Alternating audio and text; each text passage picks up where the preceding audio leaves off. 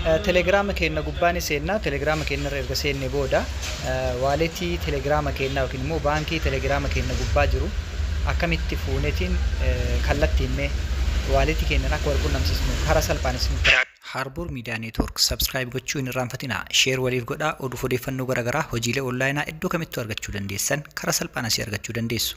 Agarsiisu jalqaba iddoo kana ni tuqna jechuudha profaayilii keenya as biratti ni tuqna fakkeenya profaayiliin keenya akkatti nu bana Telegram keenya nu dhufaa jechuudha.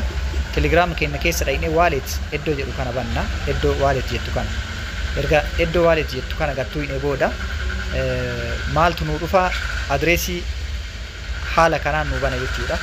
Haala kanaan erga inni nu bane booda nuti amma as biratti doolaara fudhachuu barbaanne iddoo bira irraa mallattoo doolaaraa taqabdu tana dhaynee gadi tuqna jechuudha.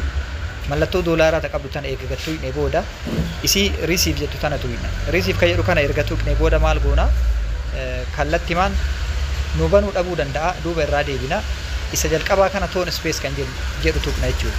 Tone space kan jedhu erga tuqne booda asitti wanni sirriitti beekuu qabnu walletii irra dhaqneen seenna walletii irra erga seenne booda walletii keenya keessa nu seensisa. Gara walletii keessa akkuma seenneen sirriitti adda baafachuudhaaf tone space kan jedhu kana tuquu qabna jechuudha. Tone space erga tuqne booda maal goona amma deposit kan jedhutu as biratti deposit kan jedhu isii tana tuqna jechuudha. Deposit kan jedhu erga tuqne booda as biratti copy goona. Copy haala lammaffaadha kuni. Haalli biraa immoo haalli addaa tone space keessatti haalli ittiin mallaqa karaa biraatti fudhannuun illee jira. Inni illee teezer kan jedhu kana.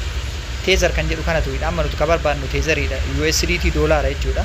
Teezeriin tuqina deposit kan jedhu tuqina.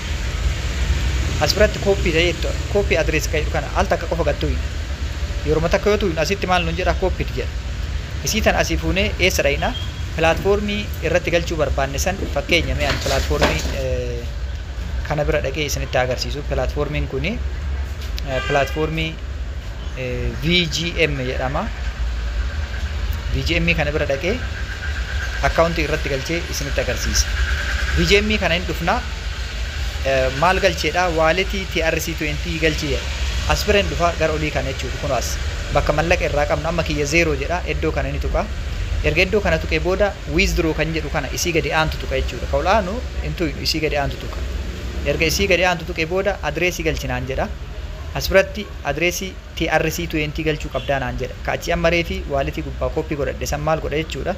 Asirratti fidee paste jedhaan. Adreesicha paste jedhaan kuno paste jedhee jira. Password kenneef naan jedha mee an password salphama kennaaf jechuu kanuma asirra jiru keessa. Password kenneef jira. Adreesii password itti barreesse adreesii kana asirratti paste godhe adreesiin kun eessaa dhufe Telegram irraa dhufe. Confirm jedhaan. Na ilaala yoo an confirm jedhuun successful operation jedha. Maal godhee jira jechuudha save godhadhu naan jedha. Adreesii itti galchitee jirta. Kanaafuu iddoo adreesii kana yoo gattu qamma dhaqee adreesiin kiyya galee jira already kuno naa barreessee jira. Haala kanaan haaluma salphaan Telegram keessan keessa seentanii walletii fiddanii iddoo mallaqaa san gadi tuquudhaan wal qabsiisuu dandeessan jechuudha. Jalqaba Telegram keessan xumura irratti irra isinii deebi'a. Telegram keenya irra seenna sarara mataa gubbarraa sarara sadii tan ni tuqna.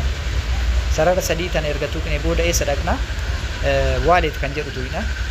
Wallet kan jedhu immoo erga tuqne booda eessa dhaqna tone space kan jedhu nu bana jechuudha. Tone space kan jedhu isii tana gad tuqna. Ergasii immoo USDT kan jedhu ni tuqna karaa salphaa. Ergasii immoo deposit kan jedhu tuqna. Ergasii immoo copy ta jedhu tana tuqna. Asitti copy nun jedhee copy nu godhe isii copy goone tan asii fuunee deemne VGM keenya bira hin dhayna iddoo malleen irra jiru san gattuina isii withdraw jettu tana bira hin dhayna hin tuqna. Asirratti adreesii san finne paste goona paste waan godhooti ammauntii haga mallaqa baasu barbaannu eegas itti barreessine password barreessine confirm goona malleen keenya kallattiin nu ba'a jechuudha kana fakkaata.